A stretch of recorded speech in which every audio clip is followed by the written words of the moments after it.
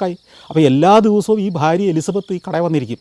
കടയിൽ വന്നിരുന്നിട്ട് ഈ കടക്കാരോട് പറയും, നിങ്ങളുടെ എല്ലാവരുടെയും പൈസ തന്നു തീർത്തിട്ടേ ഞങ്ങൾ ഇവിടുന്ന് പോകും. ഞാൻ ബാങ്ക് ഉദ്യോഗസ്ഥയാണെന്നറിയാമല്ലോ, ഞാൻ എല്ലാ ദിവസവും ഇവിടെ കടയിൽ വന്നിട്ടുണ്ടാവും. നിങ്ങളുടെ ഓരോരുത്തരുടെയും കടം തന്നു തീർക്കാതെ ഈ കട പൂട്ടില്ല, ഞങ്ങൾ ഈ നാട് വിട്ട് പോവില്ല. ഇവർ പ്രതീക്ഷിക്കുന്ന സോമൻ പോയ പുറകെ എലിസബത്തും പോകും എന്നുള്ളതാണ്. അങ്ങനെ ഓരോരുത്തരുടെ ആയിട്ട് സോമൻ കടം കൊടുത്ത് വീട്ടുന്നു. ഒരു ദിവസം സോമൻ തിരിച്ച് നാട്ടിലേക്ക് വരുന്നു.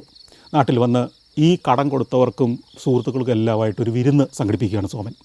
എന്നിട്ട് ആ വിരുന്നിൽ എല്ലാവർക്കും വലിയൊരു ഡിന്നർ കൊടുത്തിട്ട് സോമൻ പറയുന്നു, ഞാൻ ഇനി ആർക്കെങ്കിലും ഞാൻ പൈസ തരാനുള്ളതായിട്ട് എനിക്കറിവില്ല, നിങ്ങൾക്ക് ആർക്കെങ്കിലും പൈസ തരാനുണ്ടോ?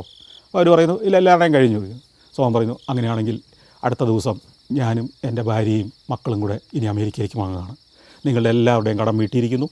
ഇനി നമുക്ക് വർഷത്തിലൊന്നോ രണ്ടോ ഞങ്ങൾ അതിഥികളായിട്ട് ഇവിടേക്ക് വരുമ്പോൾ നമുക്ക് കാണാം എന്ന് പറഞ്ഞ് ഇവർ ഈ കേരളത്തിൽ നിന്ന് അമേരിക്കയിലേക്ക് പോവുകയാണ്.